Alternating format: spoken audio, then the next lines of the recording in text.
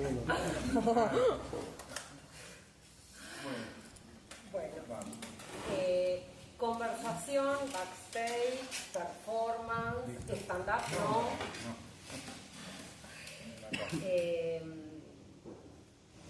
Con Fulvio tenemos algunos problemitas, como decía Nicolás Rosa.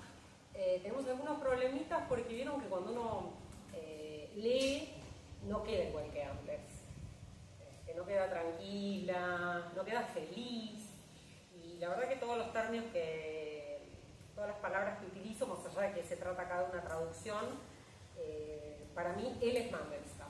Porque lo último que yo iba a decir es que yo en realidad la literatura rusa la leo a través de los traductores, en que confío, y sobre todo en traductores que han vertido la obra por primera vez al castellano, porque no es lo mismo traducir Balzac. Uno puede hacer un trabajo de contraste entre traducciones y, bueno, o millones de otras lenguas que brindan esa posibilidad, y hacerlo con un texto que nunca se tradujo. Podemos Voronezh sí estaba traducido, pero bueno, Fulvio igual tradujo por primera vez en castellano otros textos de Mandelstam, y otros textos por primera vez en nuestra lengua rioplatense, que no es lo mismo que tener los tíos, coños y qué sé yo, que hay allá de los mares. La verdad es que es muy difícil, esos problemitas de los que hablaba recién generan la dificultad de hablar de autores con mayúsculas, imprentas, negritas, todo, porque no son todos iguales. Me parece que Mandelstam, y ahí hay un acuerdo sobre el que, una de las cosas que yo le decía a Julio es que habría que volver, ese acuerdo de lo clásico, ¿no? De tener a un autor, Mandelstam, no, Mandelstam, y queda, es Mandelstam. Y nadie, digamos, no estamos hablando de especialistas o gente que se dedica a hacer esas cosas, pero no, es un clásico. Digo, las revistas literarias, los suplementos, los críticos en general, Mandelstam es un clásico. Y entonces yo, hace muchos años, siempre me pregunto qué se lee cuando se lee, ¿no? Porque, no solo de los rusos, estoy pensando en general, qué sé yo, se lee Mansilla. Yo digo, ¿qué tipo leyó Mansilla? ¿Qué mierda leyó si yo leí Mansilla y leí otra cosa? Entonces, ¿qué se lee cuando se lee? Porque venimos con todo un mundo de lecturas, de teorías de la lectura, de teorías de la crítica, donde se habilitó cualquier cosa, se hace cualquier cosa, todo es lo mismo. Entonces, bueno, una vez que se establece que Mansilla y Mandelstam son clásicos, yo creo que se los deja de leer. O se lee eso clásico. Bueno, me parece que una de las cosas que tendríamos que hacer, me parece, soy apodística, es volver a leer, volver a la literalidad. Ustedes quieren volver a la física.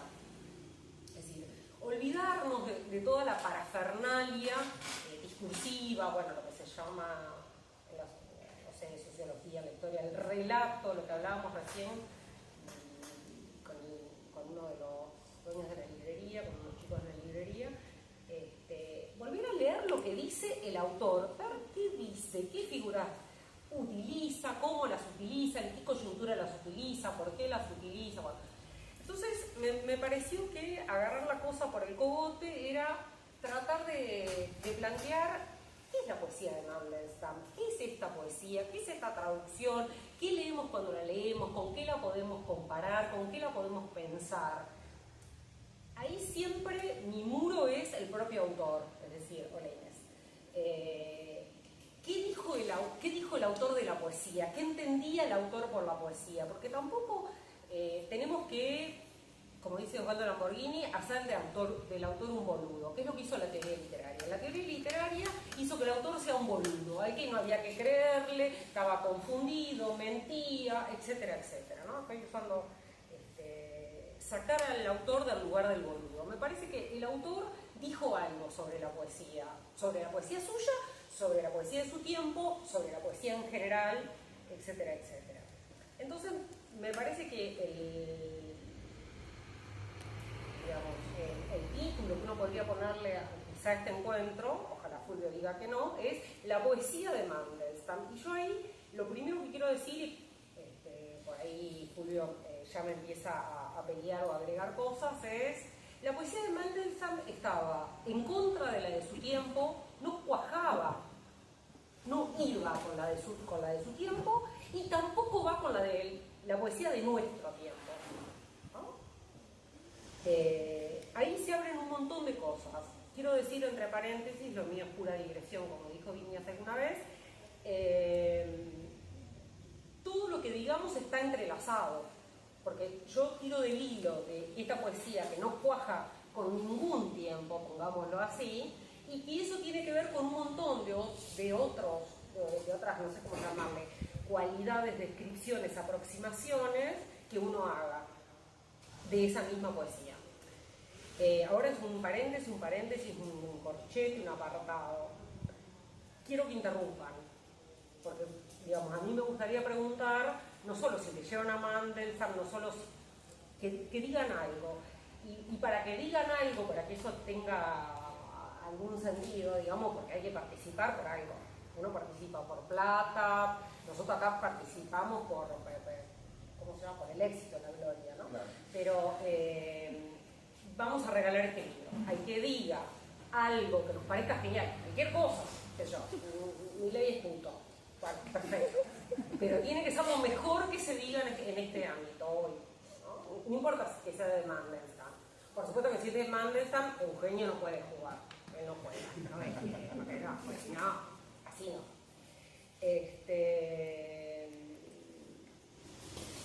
Miren que no puede quedar así esto, porque ya que logré sacarle al editor un libro, traten de participar. Por ejemplo, Laura, no se te entiende nada, qué mierda querés decir con eso, etcétera. ¿Sí? En serio. Es decir, yo tenía un amigo que era un genial escritor que después se fue a comer rabanitos debajo de no sé qué ceibo, se hizo un chico que escribía genial, y que él decía que a todos los lugares donde había que ir había que llevarse algo. Podías a robar, ¿no? Que no está mal, acá en la librería no está mal. Pero hay que llevarse algo. Y me parece que si gastamos muchas cosas viniendo hasta acá, hay que llevarse algo. Algo. Puede ser de cualquier tipo. Lo bueno sería un amante. Eso sería bueno. Eso sería bueno. Otro se va a llevar el libro. Otro se va a llevar el libro.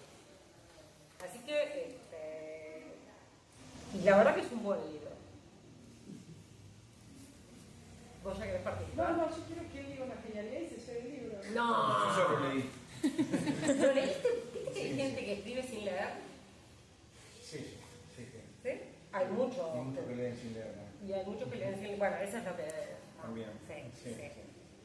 Eso, Julio, de que estar en contra, que se relaciona con lo que nosotros en la cuarta, digamos, este libro está compuesto por... Sí, este libro, bueno, déjame hablar un poco, si descansás, te más agua, porque así me hablo. Tres cuadernos, precisamente, de poesía, escribió Mandelstam en su exilio en esa ciudad lejana del sur de Rusia, en la década de 30, de 1930, y después tiene otro texto que es La Cuarta Prosa, que es un texto en prosa precisamente, donde se puede leer el origen de su conflicto con los escritores de la época, ¿no? Y me parece que está bueno ese libro porque uno tiende a leer o a entender o a escuchar por ahí, ¿no? Que este conflicto entre Mandelstam y Stalin, ¿no? Y hay algo, cuando lean La Cuarta Prosa, que creo que lo hagan, al menos que ahí vemos que no es Stalin que lo condena a Mandelstam, que lo mata, que lo destierra, ¿no? Sino que eso ya venía de antes y ahí está su conflicto, y lo que lo hacen son los otros escritores. O sea, hay una lucha de poderes y se ve claramente en todos los poemas, ¿no? O sea, se leen obviamente claramente en la cuarta prosa, que es donde dicen: el asesino literario tiene nombre, me asesinó un papagayo llamado tal y tal, cuenta la historia. Y después en los poemas de Boroni, que son mucho más críticos, más cultos, no están tan claros los desafíos quizás, porque ese conflicto con los demás, ¿no? Con los demás escritores. Mandelstam quedó como un paria, ¿no? Como quedó Tsvetaeva, como quedó Akhmatova, que era muy amiga de Mandelstam. Quedaron todos como parias, ¿no? En la Unión Soviética, rechazados, ¿no? por el gremio de los escritores. Y ese conflicto aparece en los poemas, ¿no? Hay que leerlo muy entre líneas, pero está. Los que me conocen y quieren odian saben que yo menciono mucho a Mellonic. Mellonic es un traductor, lingüista, poeta, teórico ruso-francés que fundó su teoría literaria a partir de dos cosas: a partir de la traducción de él por primera vez de la Biblia del arameo al francés, una Biblia no helenizada, y por otro lado fundó su teoría literaria, su teoría de lo que es la literatura, de lo que es la institución literaria, de lo que es la literatura, de la poesía rusa, de Mandelstam y un poquito tal vez de Tsvetaeva y de no muchos más. De Bloch, claro, todo el simbolismo que está obviamente muy presente acá con elementos como la música, el ritmo, etcétera, etcétera. Pero lo que decíamos recién, que es como para acentuar, que tiene directa relación con esto de ser un paria, de estar en contra de su época y en contra de todas las épocas. Cuando decimos en contra de todas las épocas, estamos hablando de esa diferenciación entre literatura e institución literaria. La institución literaria es la que maneja el poder de la literatura. La literatura son los versos, los poemas, las narraciones, las biografías, etc. Y Mellonic dice algo que yo me di cuenta leyendo por enésima vez La Cuarta Prosa y algunos de los versos de Bononesch. Cuando Mellonic dice el enemigo del poema, es decir, la escritura, la literatura, es la poesía, es decir, la institución literaria, eso lo saca de Mandelstam, lo saca de La Cuarta Prosa y de estos versos. Porque lo que está diciendo Mandelstam y lo que después va a traer Mellonic es: los que nos joden son nuestros contemporáneos. Después Mellonic escribe un libro llamado Modernidad, estableciendo justamente la separación entre lo que es un contemporáneo y lo que es un moderno. Porque hay una confusión en que somos todos contemporáneos, somos todos modernos. No, los modernos son los genios. Mandelstam es moderno, Mallarmé es moderno, y no es un nombre caprichoso que estoy estableciendo, porque todo el tiempo hay formas de escribir y formas de leer en Mandelstam que tienen que ver con algo del orden de subrayar lo formal, ¿no? Subrayar la lengua, ir a Armenia porque era ir a una lengua, no solo ir a un territorio, sino que era un viaje lingüístico, esa concepción de que la poesía es una filología, en el sentido que hay que ir al origen, a una descripción del origen y no una descripción interpretativa entendida como una estética. Es como que yo pensaba que leyendo estos textos de Mandelstam se podía hacer una oposición entre estética y filología. Mandelstam dice, bueno, para leer hay que saber de dónde viene. Lo demás es una estética, un gusto, etcétera, etcétera. Y eso es bárbaro, en el sentido, ¿no?, de lo salvaje, de lo bruto, ¿no? Y acá viene todo el tema que se repite en las historias literarias de Mandelstam, su relación con el acmeísmo, que quiere decir retorno a una civilización, búsqueda de lo clásico, retorno del... Bueno, sí, que mismo lo repite. Que él lo repite y para lo dice, ¿no? Nosotros leemos varias veces que él lo repite con el tipo, pero bueno. Sí, no, para fundar algo que repetir. Claro, pero digamos, a mí me parece fundamental esto que estamos marcando, porque siempre hay un otro, un enemigo que es un otro, que es un jodido, que es encima el hijo de puta de Stalin. Pero resulta que los hijos de puta están más cerca siempre, ¿no? Están ahí, están acá en nuestra contemporaneidad. Hay un yo y hay un tú en la poesía de él. El tú es Rusia, me da toda la sensación, ¿no? Tú, digamos, esa pesada Rusia, que tiene que ver con la tradición, con las lecturas, con la cuerda tensa, bueno, con un montón de cosas. Pregunten, porque yo estoy diciendo un montón de cosas. Yo tenía un comentario, pero me pareció curioso justo que un poema de Mandelstam aparezca en una obra de sociología que habla del tiempo, que es El siglo de Badiou, ¿no? ¿No aparece ahí? Sí, Sí, claro. Esa aparición también, algo que viene a hacer ruido, porque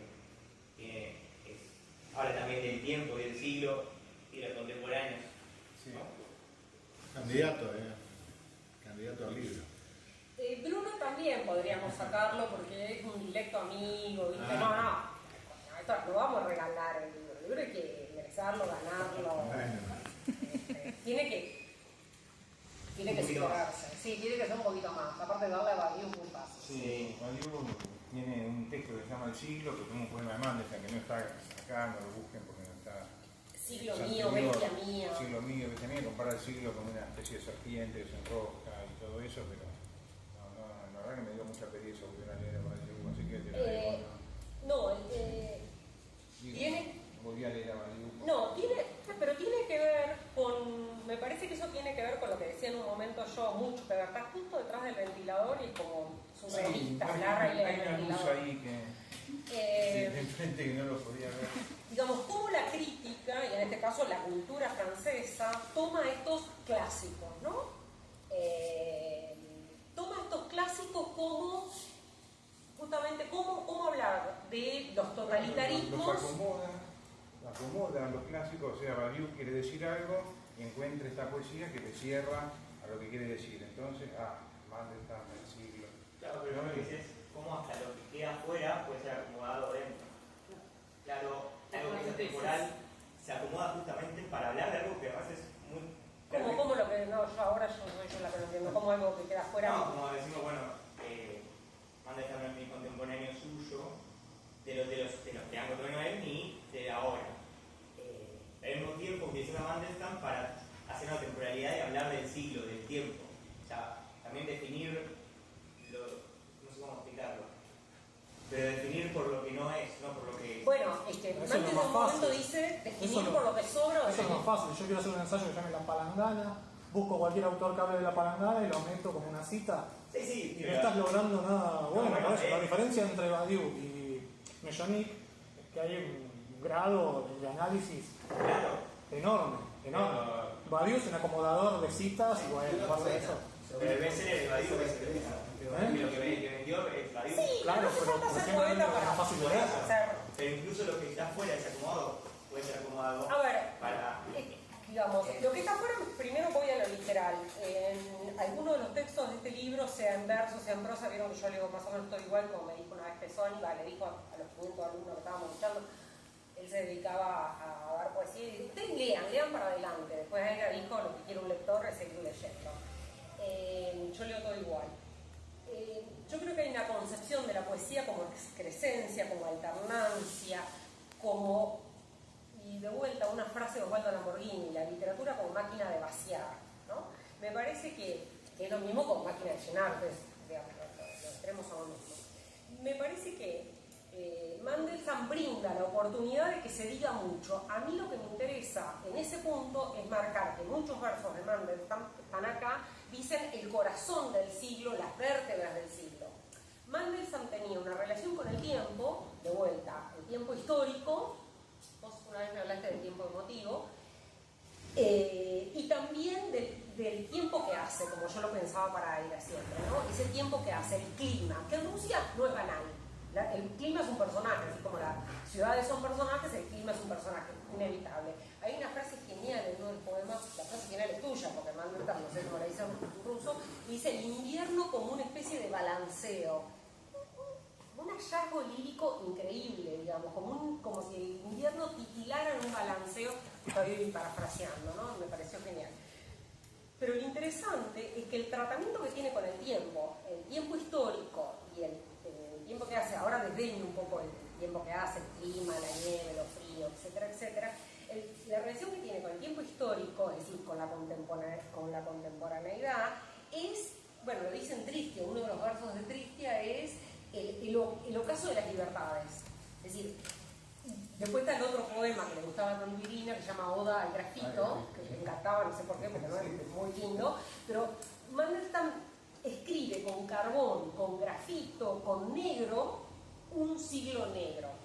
Y en Coloquio para Dante, que es lo que yo hablaba recién en la trastienda, en Coloquio para Dante, él dice, Dante vivió un tiempo de mierda, y ese tiempo de mierda hay que reponerlo cuando leemos Dante. Ergo, cuando lean Mi tiempo, yo también estoy viviendo un tiempo de mierda. Y ese parangón lo hace también con Villon. No sé cómo se pronuncia, ¿no? Con François Villon. El digamos, esos tiempos oscuros, digo, ese siglo oscuro, ese siglo bestial, que para Badiou es la Primera y la Segunda Guerra Mundial, como si el mundo, bueno, el mundo de la cultura es muy limitado, ¿no? Me parece que tiene que ver con esto que vos decís. Y él en un momento dice, leo con lo que sobra, es decir, hay que leer con eso que cae. Por eso lo de vaciar. Y ahí, disculpen, pero también hay una relación, como yo decía, ese interés por lo lingüístico, por eso hice una relación con Mallarmé.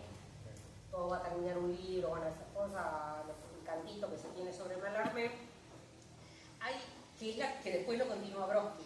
Es decir, me parece que Mandelstam, les vamos a confesar que a Julio y a mí no nos gusta Mandelstam, porque justamente hay un interés por, ¿cómo se llama esto? Por totalidad. Claro, por esa clasicidad, por ese saber, por los valores. Es el símbolo de la catedral. Ahí está. Una catedral. La catedral. Siempre se utiliza el símbolo de la catedral. El poema es una catedral, se construye como una catedral. Shklovsky, en un texto alucinante que tiene sobre Mandelstam, que se llama Camino a la Red, dice que justamente Camino a la Red es cómo fue a poner la cabeza en la boca. Dice que Mandelstam escribía verso por verso. Y ahí viene toda una dinámica que también sirve mucho para pensar en cómo escribe Mandelstam, que es el fragmento. Está en la prosa de Mandelstam, que está en el sello egipcio. Es alucinante la prosa de Mandelstam. A mí me gusta mucho más, ¿no? Bueno, porque uno puede interactuar de otra manera. No hay que reponer tantas cosas como sí, la es que hay mucho que no se entiende cuando lees los poemas. La elipsis, el hermetismo, la oscuridad, son leídas de distintas maneras. Yo te digo, digamos, a mí me parece que primero la censura, otra vez la oscuridad de ese tiempo. Es decir, en ese tiempo no se podía decir, me está cagando, Josecito. Entonces, bueno, había un papagayo que cagaba arriba de un lorito, y bueno, digo, hay un hermetismo producto de la censura, hay una elipsis producto de la censura. Pero hay también un hermetismo producto del saber. Es decir, cuando uno sabe mucho, para el otro, para el que no sabe, el otro tipo es un hermético. Libertela siempre decía, hay que escribir difícil para que los brutos crean que somos Góngora. Digamos, hay una distancia que se establece entre el que sabe y el que no sabe, que la tradición de nuestra teoría literaria dijo, no, tranquilos, todos sabemos lo mismo. Pero no sabemos todo lo mismo. Mandelstam sabía más que nosotros, y es clarísimo. Sí, pero lo que tiene de interesante eso es la idea de no vender una rebaja de eso, y no mantener el nivel de exigencia. Sostener eso. Exacto. Bueno, eso tiene que ver con digamos, el hermetismo con la dificultad y de aguantar lo difícil. En nuestra literatura argentina también hay escritores que están en esa misma posición. El que lo diga Es una posición. No, Es una toma de posición, es una especie de propia resistencia. podemos llamarlo poética, podemos llamarlo política, pero esa es me parece que... Yo creo que es un compromiso con la poesía. Exacto. También. Bueno, sí. No un compromiso con otra serie externa, sino con la poesía en sí. Exacto. El tipo componía todo el tiempo, se iba caminando de un lado a otro, iba mascullando los versos, y luego uno se lo olvidaba, se lo dictaba a la esposa, lo anotaba, lo respondían porque se lo encontraban también. Entonces tuvo una historia también detrás de estos versos, ¿no? de este poeta incluso en general, que se termina convirtiendo en una especie de mito, ¿no? El mito Mandelstam, ¿no? Y él también contribuye con en la cuarta prosa dice, en Rusia todos escriben, ¿no? Yo soy el único que no escribe, todos escriben, todos... Yo no me pensaba, acuerdo exactamente, sí, ¿no? sí, Está acá en la es cuarta así, prosa, es así. dice, todos Pero yo escriben. pensaba una vuelta de tuerca para eso, digamos, esa cosa de... También es construcción de un mito, digamos, en un mundo comunista donde el autor es un obrero más, un trabajador más, yo no trabajo, dice él. Sí, Un ingeniero de almas. un ingeniero de almas, como decía Stalin. Claro. Yo no trabajo, yo nunca voy a trabajar, me odian porque no soy profesor. O la postura de Babel directamente, no escribo. No escribo, soy maestro del silencio. A Babel ver, es otro poeta, ahí podemos escritor decir, de- ¿es irónico? No me alcanza, a mí no me alcanza, no me satisface. Sí, es irónico, sí, obvio que es irónico. Pero ahí hay un plus. Y cuando voy a la figura retórica, retórica, es decir, cuando busco qué figura retórica usa Mandelstam, qué sé yo, contradicciones, oposiciones, oxímoron, hipálages, que son ponerle un sustantivo, la busqué, por eso la sé. Sí, porque busqué cómo se llamaba eso y, digamos... Sí, correrle la acción al sustantivo. Exacto, es decir, ponerle una descripción a un sustantivo que no se corresponde con esa acción. Es decir, la llanura opresiva, por ejemplo. La llanura opresiva, la desesperación de la llanura, ¿no? Es decir, la llanura es un terreno amplio, es difícil que oprima, digamos. Pero bueno, ahí me parece todo el tiempo la opresión de la llanura. La opresión de la llanura es, a mí me alucina esa imagen. Se relaciona con los que son los poemas más lindos de acá, que son los que él va hacia el destierro. Hay una serie de poemas, al principio están en el primer cuaderno, que él va hacia el poema y va registrando el viaje en tren, que pasa por ciudades de mierda, y ahí es donde va registrando la escolta que lo acompaña. Se habla de una prosa ferroviaria en varios lugares de Mandelstam. No, lo hermético tiene lo hermético, digamos, nosotros le ponemos esa carátula, ¿no? Me parece que ahí hay un puente con lo clásico. Es decir, como no lo entiendo bien y no sé, porque en un mismo verso te pone a Ofelia y a Raquel, tradición griega, tradición hebrea. Toda la judaidad es un elemento aparte que estoy trabajando hace muchos años, ¿no? Digamos, porque la judaidad en ese momento, la judaidad en el sentido de los judíos, funciona en todo ese momento, digo, en el antisemitismo, si ustedes quieren, de la época, o de los autores, que viene de Dostoyevsky, etcétera, etcétera. Y en Mandelstam en la cuarta prosa es evidente, que hay un ir y venir, me circuncidaron, ese grupo de papagayos oficiales de la literatura permitida, me circuncidó, pero escribirnos, digamos, que tiene que ver con me raptaron cuando era chico, todo un cuentito que él arma para esa denuncia que es cuarta prosa. Me raptaron cuando era chico un grupo de gitanos que lo único que sabe robar, porque en realidad Mandelstam lo están acusando de que roba una traducción o que le hacen firmar una traducción que él era corrector, así que, digamos, hay como cáscaras y cáscaras y cáscaras en cada frase de estos autores. Entonces cuando a mí me dicen, ¿por qué? No voy a dar nombres para que no me odien los dos que todavía me quieren. Pero ¿por qué no es igual Mandelstam a otros? Y no es igual porque tiene millones de cáscaras a las que ninguno unitariamente va a llegar en su totalidad frente a las 3 cáscaras que pueden tener otros, ¿no? A ver, es una poesía, para tomar algo que vos decías, porque vos dijiste tantas cosas que yo quería, cada cosita la quiero agarrar y se me pierde. En un momento vos hablaste de compromiso, me parece fundamental, ¿no? Digo, acá se está preparando el realismo socialista, toda esa verdura. Ahora, y el compromiso de Mandelstam es una ética, yo hablo de ética para no usar el mismo término, ¿no? Una ética donde hay que morir por la palabra. Todavía leeremos, todavía veremos, dice en uno de los textos de este libro, ¿no? Que a mí me hace acordar a un verso de Zetaida que dice nos repondrán. Que yo lo relaciono con, hay una potencia, un orgullo, una furia, un resentimiento, una guerra, es la famosa guerra literaria que después toma, que dice la literatura, la guerra, dice Mandelstam, y toma Mellonic para justamente trabajar la idea de que la institución literaria es una lucha política, vaya novedad. Pero hay que pensarlo en términos de guerra, no en términos de... No, es la muerte, digamos, y en momentos extremos, en momentos crisis, momentos quiebres, eso se ve. Pero cuando vos decías compromiso, y como el compromiso del poeta con su obra, del autor con su obra, morir agarrado a la obra, es decir, si todavía, hay muchos poemas que dicen, si todavía tengo aire, voy a seguir escribiendo, voy a seguir ofendiendo. Sobre todo al final, que ya se la ve venir. Se la ve venir. Digamos, hay como una furia puesta en... yo no soy permitido, es decir, yo no tengo un compromiso como el que hay que tener, es decir, el escritor oficial, el burgués burócrata, estoy utilizando términos que aparecen en sus textos, los soplones, caracoles, es decir, hay un montón de términos, hombres de cuello finito, hay uno que dice jóvenes de invernadero. Bueno, hay toda una masa que compone esa institución literaria con la cual Mandelstam está haciendo la guerra. Ahora, no es solo Mandelstam, eran cientos y cientos de autores que quedaron dentro de lo no permitido.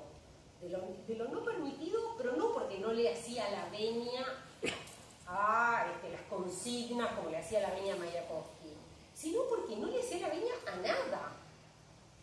Es decir, es una poesía que uno dice, bueno, clásica, pero es una poesía, por ejemplo, Nadezhda, en muchas de las notas que Fulvio recupera, Nadezhda es la esposa, que dedicó toda su vida a escribir, por eso yo le decía a Julio que a lo mejor la autora de todo esto es Nadezhda, escribió 3 tomos, es decir, primero recuperó toda la obra de Mandelstam, que tuvo una primera rehabilitación en la Unión Soviética en el 56. Pero después escribió 3 tomos, del cual en castellano hay solo uno publicado, recuperando una biografía crítica, porque no es el papá, la mamá, porque empieza la biografía de Nadezhda en el momento que lo viene a buscar la KGB. Y ahí aparece la idea de Shklovsky, que Shklovsky estaba en esa escena, como estaba Akhmatova en esa escena. Shklovsky está cuando se lo llevan a Siberia, le da la campera amarilla. Y Akhmatova está... ¿Cómo? Está esa frase de Shklovsky tan contundente, creo que está en Viaje Sentimental, que dice: la KGB, el Estado hace crítica literaria. Es decir, los únicos, Mayakovsky siempre pedía que lo lean, ¿no? Por eso iba a la fábrica, etcétera, etcétera. Bueno, a los autores lo leían, morían por lo que escribían. Miren qué bueno, digamos. A nosotros no nos lee nadie. Brodsky, en un momento, cuando Brodsky es parte, me parece a mí, ¿no? Fulvio por ahí está de acuerdo. Brodsky es parte de la caterva de autores, y lo digo en sentido, porque a mí no me gusta Brodsky, de la caterva de autores que armó el mausoleo de Mandelstam, ¿no? Y él decía mucho, no, yo soy hijo de Svetaeva, mi obra es... No, pero en realidad la obra de Brodsky es una obra muy fina, muy de tradición inglesa, que sigue la pregnancia formal, ese gusto por la lengua, esa cosa, digamos, y que viene, que si vamos un poco más atrás, viene en una parte de Khlebnikov. Lo que pasa es que Khlebnikov era un loco más importante que todos ellos. Digo, uno podría hacer como decir, no sé, un ajedrez, y yo ponía, por ejemplo, a Poe ahí también, que me parece más cercano a Mandelstam, por las ideas formales que tenía, por los intereses formales que tenía. Vieron que Poe se dedicaba a escribir, yo no sé eso, pero lo leí, pero no lo sé muy bien. Se dedicaba a formalizarse en relación con la literatura, en decálogos, etcétera, etcétera, ¿no? Y en eso Mandelstam tiene una relación. Poe está citado y hay no sé si es un verso, me parece que es un verso que dice ¿cómo se llama el personaje? Uno de los personajes de Poe, ¿cómo se llama? Usher. En Usher está Edgar, dice Mandelstam, ¿no? Y ahí, obvio, vuelvo a no hacer del autor un boludo, ¿no? Es decir, en Usher está Edgar, ¿no? Después hay una masa, como decía yo recién, de autores y de críticos, donde meto a Brodsky, que hacen de eso una especie de friso rígido y tranquilizador. No, eso es literatura. No mezclemos el autor. Eso es literatura, todo mentira, todo ficción. Pero Mandelstam dice que Usher está Edgar. A ver, ¿por qué no leemos lo que dice el autor? Pero me quedo sin decir... No, lo de Brodsky. Brodsky dice, cuando en una de sus aproximaciones a Mandelstam, tiene muchos textos sobre Mandelstam, él dice, es un clásico, lo leen todos los lectores del mundo. Bueno, el 1% que lee poesía, dice Brodsky, ¿no? Y ahí, digo, estas afirmaciones que traigo son para repensar esto de que es un clásico. ¿Por qué Mandelstam es un clásico? Se lo lee nadie. Si se lee lo que dijo Brodsky sobre Mandelstam, o se acepta, en el peor de los casos. Pregunten. Watmore. No arrancaste para este libro, es un trabajo que ya venías haciendo. ¿Por qué? Porque loco. Sí. No, porque Hay una española, ¿no? Sí. Una sola. ¿Selmansira? Esa de... No, una traducción española. Ah, sí, la que Creo es que estuvo con nosotros Hiterión, otra vez. Sí, tenía... ¿Cómo se llama el que estuvo con Cabezón. nosotros? Era pegado, sí. Uno que estuvo en el Zoom con nosotros en una jornada, ¿te acordás? Sí, No me acuerdo cómo se llama. Pero los españoles parece que se llama ¿Qué cosa relación igual. con eso? sí, ya sé cuál es. Sí, ¿Qué relación? ¿En qué sentido? No, ser la versión... Es otra versión, sí.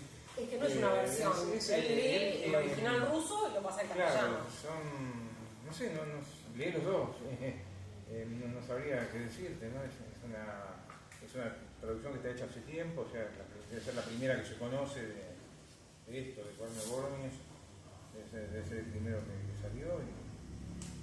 ¿Y esa traducción española decís vos? Sí, la que me está preguntando. Sí, es el profesor de No me literatura acuerdo, eslava sí, de no me acuerdo Barcelona, cómo ahora se no me sale el nombre. No me sale, no. Es muy buena esa traducción, Sí, es muy sí. buena. Hay diferencias de... Hay bastantes Hay diferencias. Yo me diferencias, acuerdo... sobre todo me parece la concepción del ritmo. Sí. Me parece que esa es la principal diferencia. A ver. Eso. La Pero concepción la del otra sí, ritmo. igual no Yo creo que la poesía lo que tiene es un ritmo, ¿no? Básicamente. Y trato de. No va a ser el mismo ritmo que el original, obviamente, pero trato de encontrar una especie de ritmo. Después sale o no sale, no sé. Y porque lo que tiene la poesía rusa es que es muy tradicional en el sentido que tiene rima, tiene métrica. Es raro que se salgan de eso los autores rusos. Mandelstam, creo que en ningún momento prácticamente se sale de eso. ¿Está bilingüe ahí? No. No, porque no tenía Claro. sentido, ni sabe ruso, porque era ruso Yo para que directamente. leas uno, pero no. En castellano te lo leo. Y bueno, eso, ¿no? Me parece que traducir poesía es básicamente encontrar un ritmo y que diga más o menos lo mismo que decía el original y que suene bien, ¿no? Que logre meterte a vos como lectora en el poema. Mandelstam trabajaba con la voz. Bueno, Mandelstam trabajaba con la voz. Con la voz. Sí. Por eso lo que empecé a decir antes, que fue lo que no terminé de decir, que dice en Rusia son todos escriben y... ¿Cómo decir? A ver. Todos tienen escritorio, Sí, forma parte de sí, esa. forma parte de eso. No tengo manuscritos, no tengo libertad de notas, no tengo archivos, no tengo letras porque nunca escribo. Yo solo trabajo con la voz en Rusia. Mientras alrededor una canalla de pelo espeso escribe. ¿Qué escritor ni qué diablo soy yo? Fuera, estúpido. Aunque tengo muchos lápices, todos robados y de muchos colores. Se puede sacar después ya por otro lado, ¿no? Pero dice eso, ¿no? Que todos escriben, producen escritura y nadie trabaja con la voz, ¿no? Entonces la idea es recuperar un poco una voz, ¿no? Que suene bien, que suene lindo, porque hay una cuestión estética, de belleza también en la poesía, en el idioma que sea. Sonido. Sí, el sonido. ¿Y los poemas, perdón, o sea, el uso de qué métrica tienen? Son variables, en el caso de Mandelstam son variables, trabaja distintas métricas, trabaja tradiciones, trabaja sonetos, sí. En algún caso creo que hay alguna aclaración porque es algún caso especial, ¿no? Pero sí, tiene distintas, no es siempre lo mismo.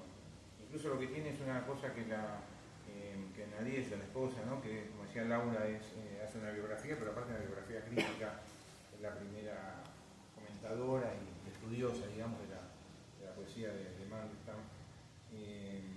Habla de una poesía como biológica, que la poesía de Mandelstam nace como una planta, ¿no? Que de golpe sale un brote, pero después de un brote va por otro lado. Y eso se ve que un poema tiene muchas versiones, agarra una estrofa y la pone en otro poema completa. Eso se ve bastante, incluso acá en este libro, ¿no? De un mismo poema y varias versiones. Incluso en algunas no puse todas porque si no era el mismo poema, 5 o 6 versiones distintas y cambia muy pocas cosas, ¿no? Pero toma un poema, una frase, una estrofa, no como puntapié, ¿no? Como inicio de otro poema. Y eso lo decía ella respecto del viaje a Armenia, ¿no? Que dice que en Viaje a Armenia el concepto biológico, el Viaje a Armenia es una prosa que escribe en 1930, Viaje a Armenia, él dice todos querían ir a Oriente, estaba de modo Oriente, todos querían ir a, no sé dónde querían ir, porque acá también bromea con el tema Oriente en cuarta prosa, dice Haldi Baldi, soy un chino, nadie me entiende. Ahí está de vuelta otra forma de burlarse del hermetismo, ¿no? Claro, y de burlarse también del statu quo. del statu quo, eso, sí. ¿No? Y todos querían ir a Oriente, estaba de modo ir a Oriente y querían meter orientalismo, estaba de moda en ese Las momento. chinerías, decíamos acá con Las chinerías, Mancilla. y él lo dice también. Sí, las chinerías.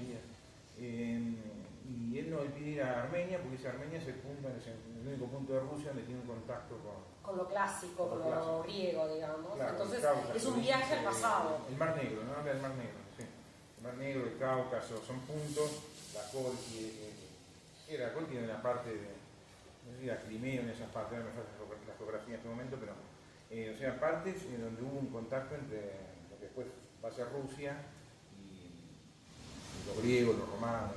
En esta idea de definir la poesía de Mandelstam, esto tiene que ver con esa idea de que es el título de su primer libro, La Piedra, que Julio tiene traducido toda la poesía completa, tendría que ser toda la poesía completa.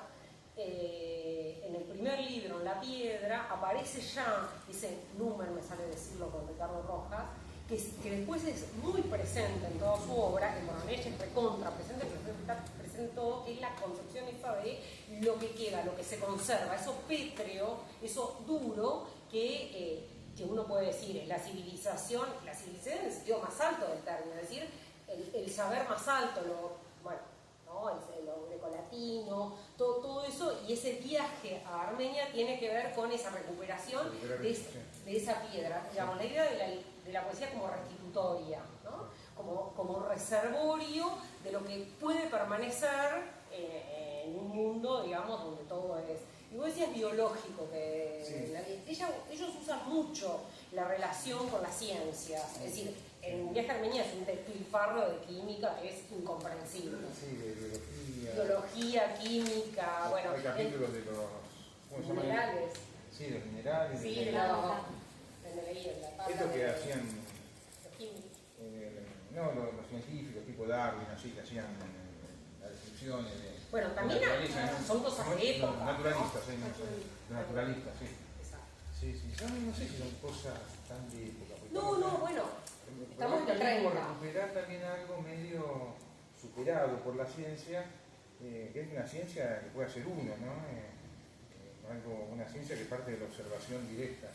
Y él dice, quizá me equivoco, pero veo en todo armenio un filólogo. Sí, en todos los armenios hay un filólogo. Porque en cada armenio veía una conservación de la lengua que a él le permitía lo que le interesaba de la escritura, de la literatura, de la... Un filólogo porque empieza a asociar palabras del armenio con palabras del ruso y hay una raíz común, ¿no? Bueno, estamos yendo a otro libro.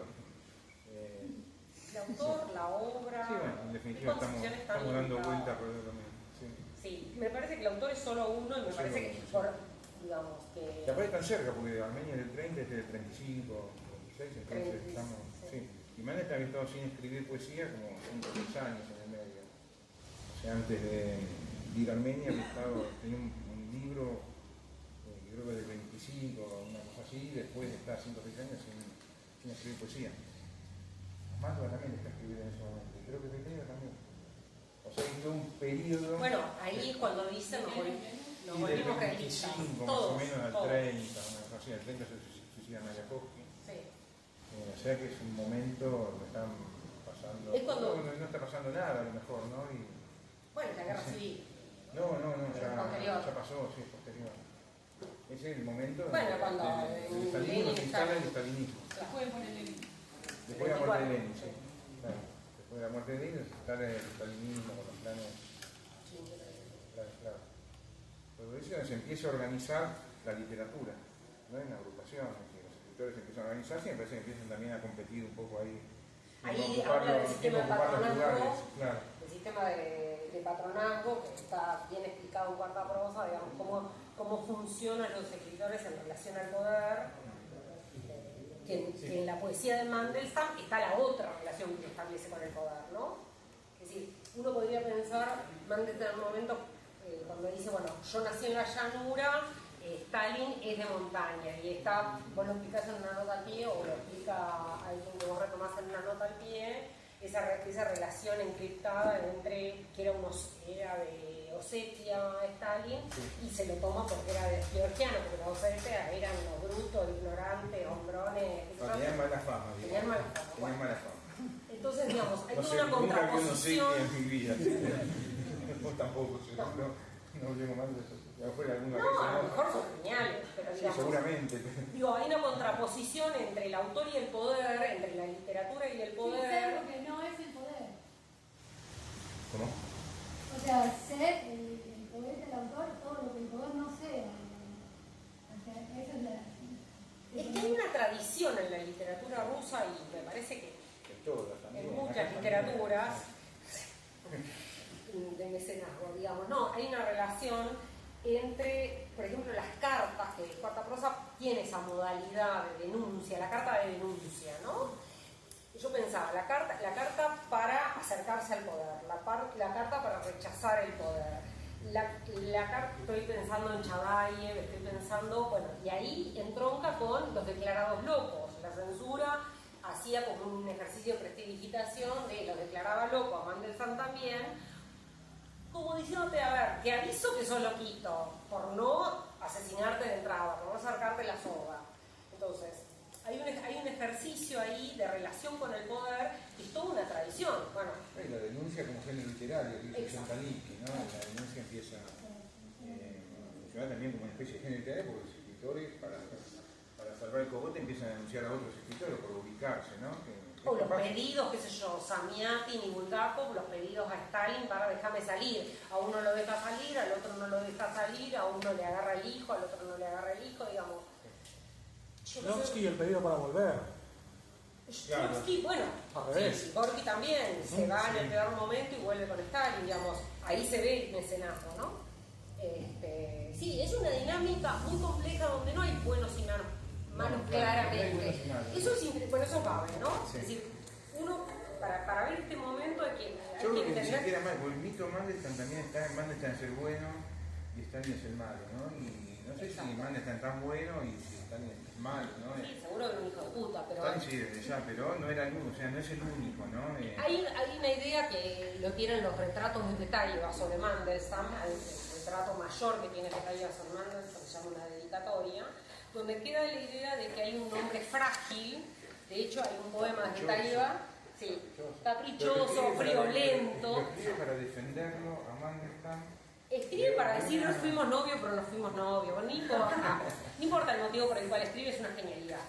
Lo que quiero No, decir pero sí importa, porque el motivo por el cual escribe es que porque hay hay un otro escritor que escribió unas cosas sobre Mandelstam Sí. horribles, o sea, mostrándolo como un idiota prácticamente, ¿no? Como un tipo que no... y bueno, empieza a negar punto por punto todo lo que dice el otro, que no me acuerdo cómo se llama. Ah, es como que ordenar. Escribe rencoroso contra otro. Y sí, el motor, el resentimiento como Claro, motor claro, es claro, fundamental claro. en estas épocas donde el mundo está en La contra. furia literaria. Eso es interesante porque Mandelstam decía que todos estos autores decían que en un mundo donde está todo al revés, el poeta es un criminal, el poeta es un bandido para el poder oficial, ¿no? Entonces, esa relación con Villon, Claro. la historia del ladrón frente a la historia del viaje de Villon, el viaje de Mandelstam, el viaje como destierro y el viaje como estudio lingüístico, etcétera, etcétera, ¿no? Hay muchos elementos. Tú, por ejemplo, esto de lo frágil, yo lo conectaba con el viaje de Oriente de Flaubert, ¿no? Si uno lee el viaje de Oriente de Flaubert es un tipo que siempre se enferma, si no se enferma él, se le enferma el criado que lo lleva, entonces tiene que demorar el viaje, se le enferma el amigo.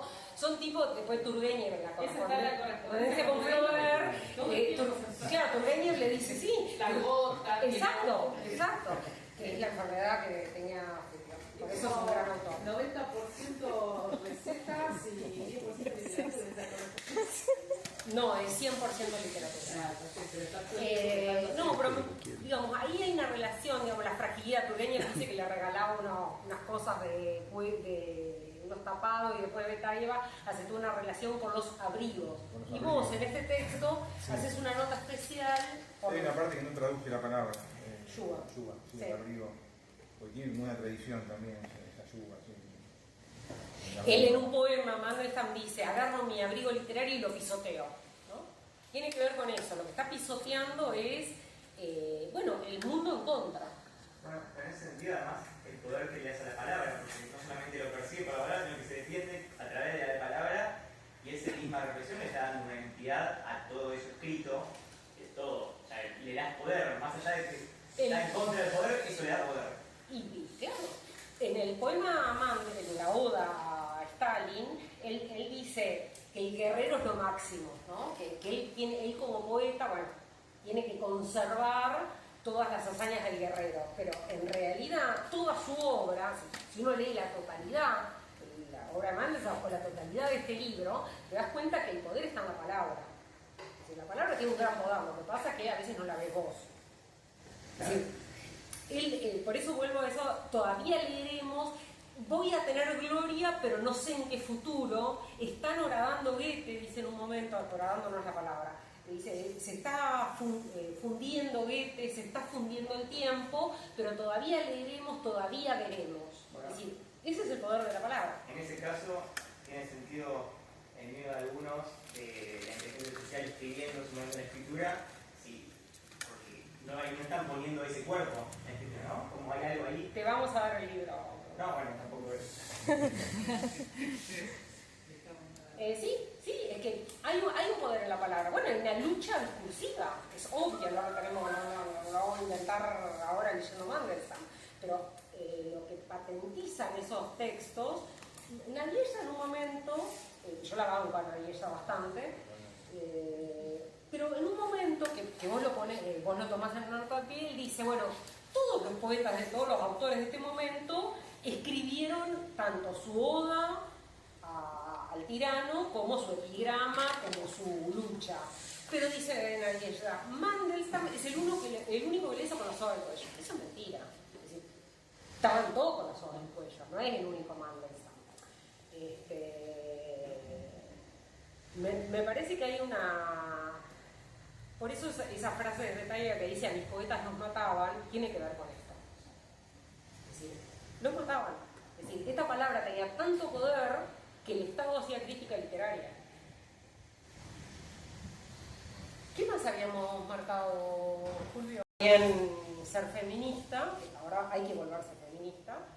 Yo le decía a Fulvio que es el trato poético que Mandelstam tiene en relación a las mujeres. Por ejemplo, cuando evidentemente la menciona a Nadiezhda como la mendiga que me acompaña. Mientras la mendiga me acompañe, claro, andaban arrastrándose pidiendo comida, desarrapados, desgraciados.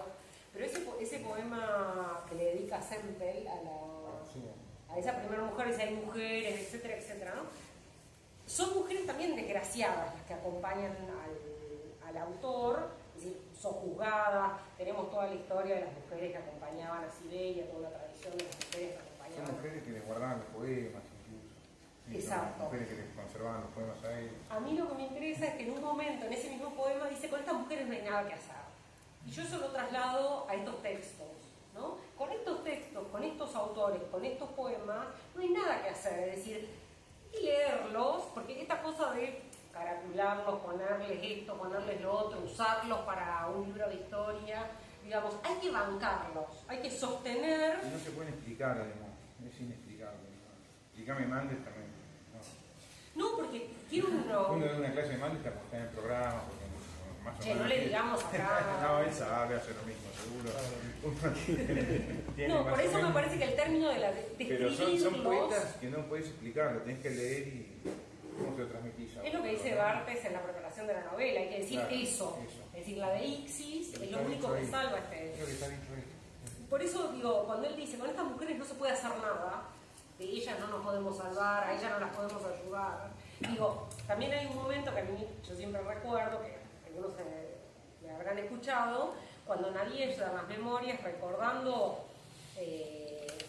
esta cosa de acercarse a la cuerda o acercarse a la red que tenía Osip, dice que ella en un momento le dice, bueno, mira todo lo que nos pasa, bla, bla, y él la mira y le dice, a ver, ¿quién te puso en la cabeza que tenemos que ser felices? Y en los poemas hay un momento donde el tirano, creo que es, digamos, directamente Stalin, el que tiene ojos felices, ¿no? Entonces, ese autor, ese no es un autor, el que está como congraciado, ese no es un autor. El autor es el que está enojado, el que está embarado, el que está en lucha, digamos.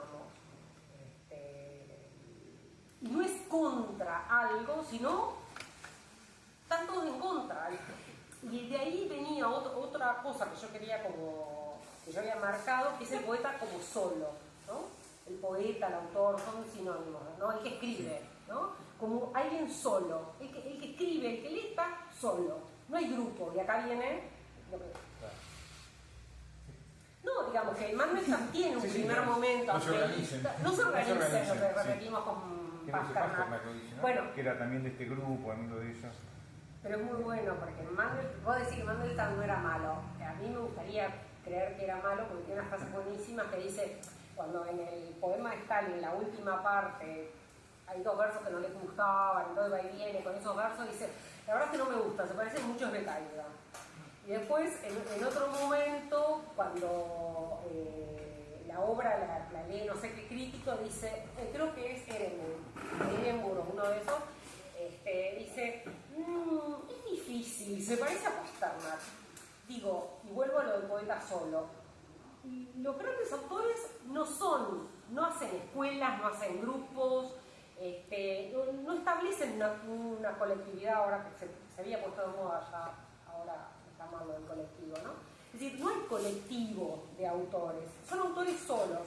Por ejemplo, Nadiezhda, en correspondencia con Yálamo, el gran autor de los relatos de Tolima, dice, bueno, la furia nos mantiene jóvenes.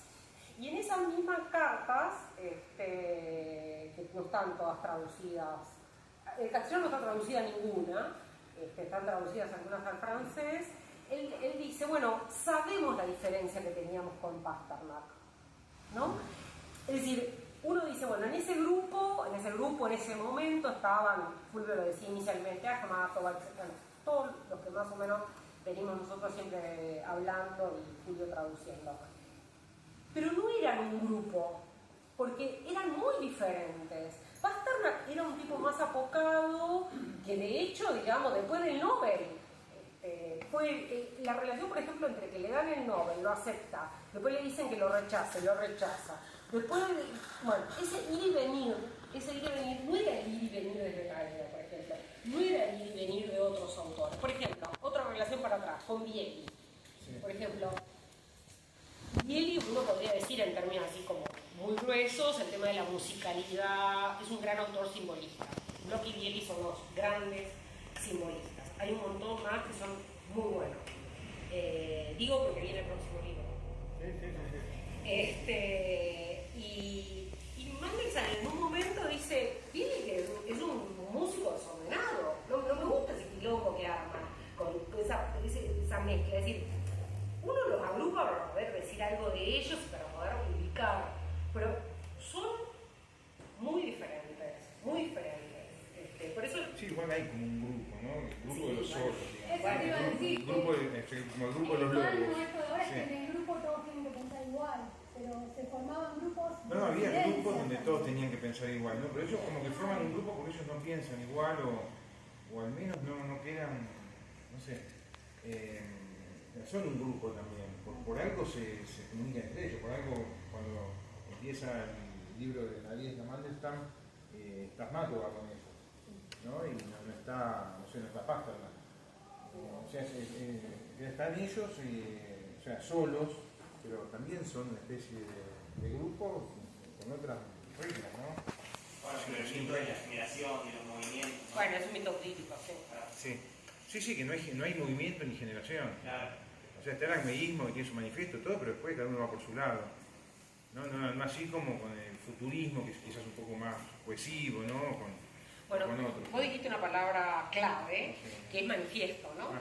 Bueno, yo pensaba que la prosa de Mandelstam es mucho más que manifiesto. Eso es, sí. Yo en un momento lo llamaba contramanifiesto, pero me parece que hay una potencia ahí, porque el manifiesto es una bofetada, digamos, es un ruido, es un golpe, pero digamos, esto tiene una potencia. Cuando el tipo habla de soplones, y lo repite, y la prosa de los becarios, y lo repite, digamos, esto es mucho más que, es decir, está mucho más fundamentado, si quieren, te da más elementos, más herramientas, son muy potentes estos textos, los textos en prosa estoy hablando, ¿no?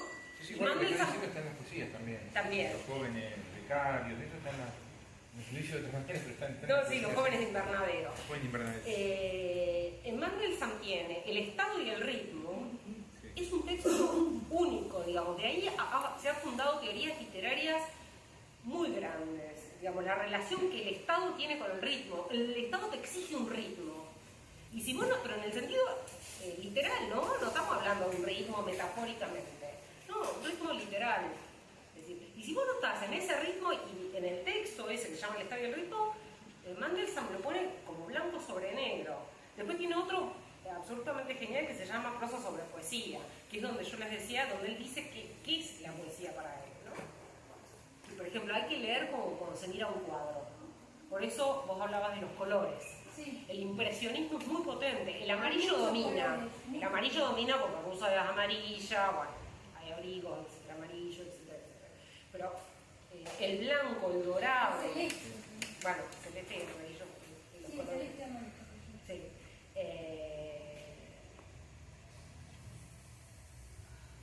Es como, o sea, por lo que cuentan, ¿no? Y lo que escriben, es como que paradójicamente, digamos, son él y, por ejemplo, se me ocurre Bulgakov, como que son auténticos autores rusos, habiendo pasado por ese suplicio, digamos, ¿no?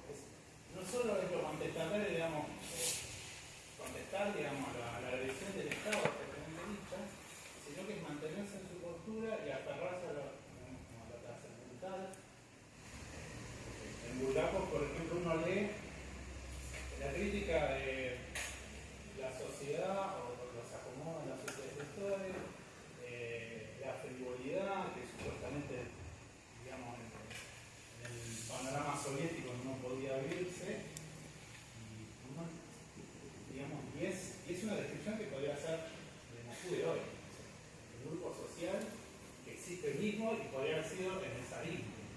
O sea, y es como de Caterina en adelante, o sea, quiero decir, escritores que son, lo menos son los que, digamos, llegaron la vida a término, a los que fueron condenados, si no se mataron antes, digamos, fueron condenados,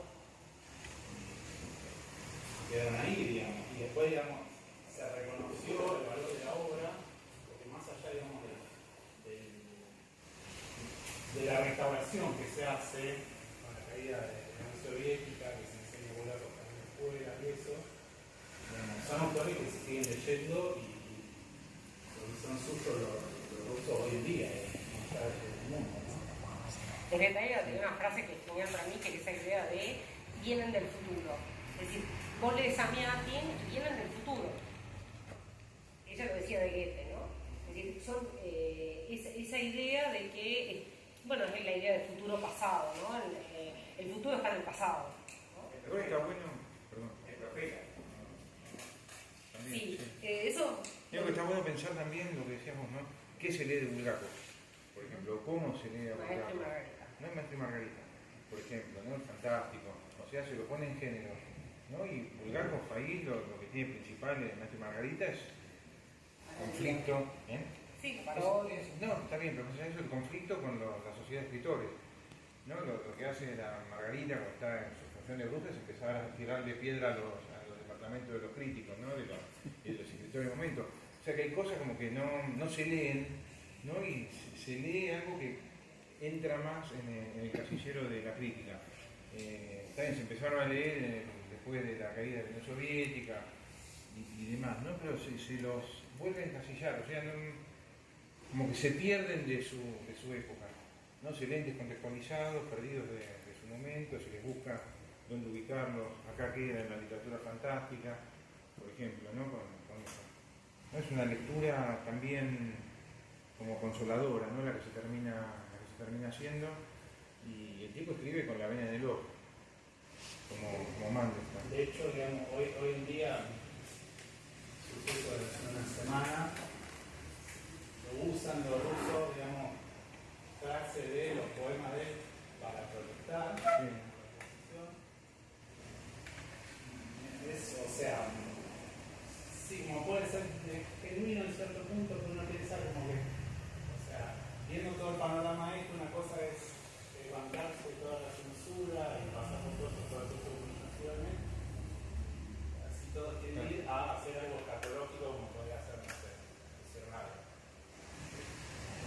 allá de criterio artístico, quizá estético, pero digamos, me parece que es algo más fuerte, ¿no? Hoy en día se sigue usando, por ejemplo, frases de él. Sí, no, yo estaba pensando básicamente en cómo se lee en la academia, ¿no? Sí, o los medios. En los medios. Pero sí, ahí en Rusia hemos tenido una tradición literaria muy fuerte y hay frases sí, que trascienden lo literario. Cuando decimos lo del Posiblemente. abrigo, por ejemplo, cuando hablando de tradición, cuando decimos lo del abrigo, yo no dejaba de pensar en el personaje que muere por la pérdida de un abrigo, que es el Capote, ¿no? De Gogol. Y digamos, hay una relación, por supuesto, con la locura. Hay como continuidades. Hoy discutía con el chico de acá el tema de ver la historia por rupturas o ver la historia por continuidades. Yo elijo ver por lo que queda. Y me parece que lo que vos comentabas tiene que ver con eso. Sí. También el uso que se le da a la literatura, bueno, la usan como puedan. Yo la uso para vivir, hay gente que la usa para cobrar. Yo si no leo no puedo vivir, pero hay gente que la usa para otra cosa, digamos, para filmar una película. No, es como lo que decían de la cita de la charla. Las citas son, decía Mandelstam, las citas son cigarras que no se callan nunca.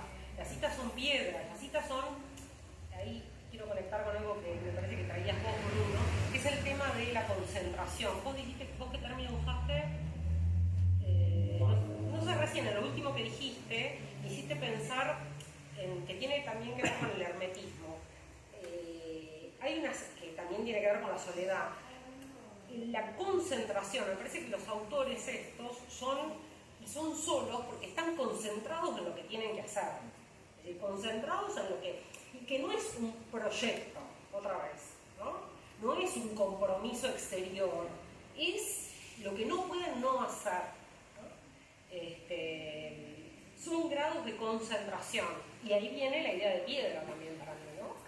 Es una concentración y la cita es un resumen, dice Mandelstam, es una concentración, es un diario del tiempo, dice Mandelstam. La cita dice que es un diario del tiempo. Bueno, digo, cuando vos traes una cita, yo digo, bueno, vienen del futuro, lo que dice Svetaeva, estoy haciendo un uso de una cita, la estoy trayendo, la estoy usando. Ahora, la estoy usando para mostrar un funcionamiento literario. Hay que ver, digamos, si la puedo usar para otro tipo de funcionamiento, si puedo usar para un funcionamiento existencial, qué sé yo. A él lo conocemos, es alumno de alguien, tiene alguna beca de algo, No. Es independiente como las editoriales.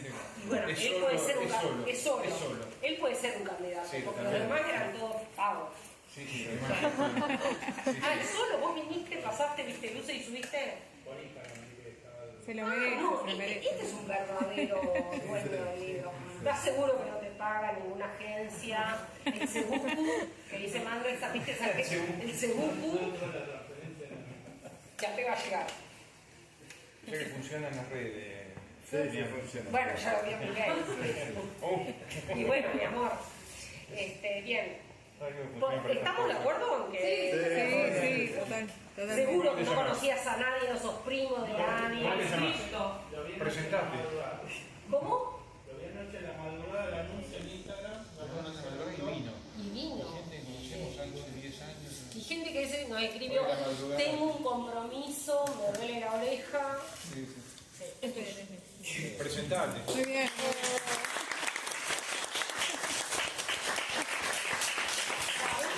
No hay camino, porque vos empezaste, No se vuelve. no se vuelve, no hay retorno. No hay retorno. No, gracias a vos. ¿Vas a leer algunos poemas? Bueno, leemos algunos Lea poemas. algunos poemas. Marqué algunos. Tuyo. Esto. Te hace una pregunta muy buena. ¿Es un traductor moderno en términos de nacionalismo? Está cagada alguien.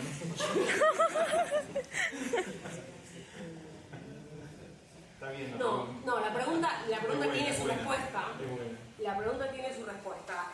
Julio tiene una oreja que solo la tiene un autor. Creo que dejó de escribir lamentablemente, pero me parece que su escritura está acá y no es una frase hecha, porque si no tuviera la oreja, y es una oreja de autor, y lo digo sinceramente, porque hace 25 años que lo vengo aguantando. Además de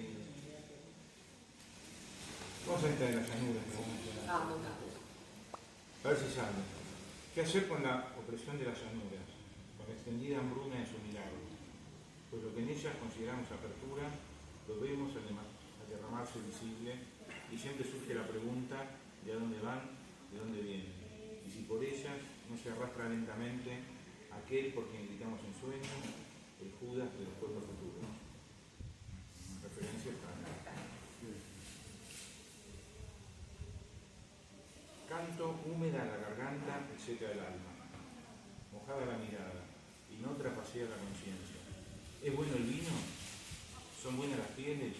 ¿Es bueno el balanceo en la sangre de la cólpide? El pecho se tensa, sin lengua, en silencio. Yo ya no canto, canta mi aliento. El oído en la vaina montañosa y sorda la cabeza. Amén. Canción desinteresada, elogio para sí misma, consuelo para los amigos y para los enemigos. Brea.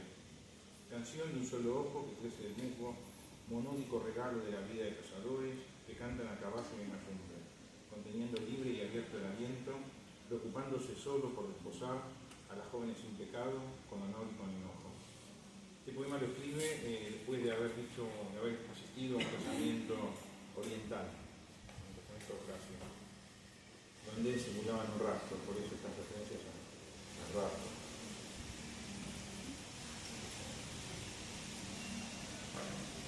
Acá hablamos de la tradición griega, ¿no? Hay unos poemas muy lindos. Acá la flauta. Eta y iota, que son dos letras griegas, ¿no? Eta y iota de la flauta griega, como si no le bastaran los rumores. Sin esculpir, maduraba 50, se agotaba y atravesaba fosos. Y es imposible abandonarla, apretados los dientes, no callarla, y no impulsar a las palabras con la lengua, y con los labios no ablandarla. Y el flautista no conoce la calma, le parece que está solo, que alguna vez el mar natal esculpió con arcilla violeta. Con un ambicioso susurro sonoro, con un murmullo de labios que recuerdan, él se apresura a ser ahorrativo, atrapa los sonidos, asiado y avaro. Yendo detrás, no lo repetiremos, terrones de arcilla en las palmas del mar, y cuando esté yo de mar lleno, para mí se hará peste en mi medida. Y mis labios no son amados para mí, y el asesinato es en el raíz, sin querer disminuye, y el equinoccio de la flauta inclina. Son poemas complicados, ¿no? Pero creo que hay ecos de lo que estuvimos diciendo, ¿no? Entonces, algunas cosas... Yo creo que se abren cuando uno lee, lo vuelve, lee la prosa, acompaña con la totalidad de... Se entiende cuando se lee. Derraman sangre las aortas y resuena un susurro en la fila. Nací en el 94, nací en el 92. El puñado apretando el desgastado año de nacimiento, en tropel y en bloque, susurra mi boca desangrada. Nací en la noche del 2 al 3, de enero del desesperanzado año 91, y los siglos me rodean con fuego. Muy bueno.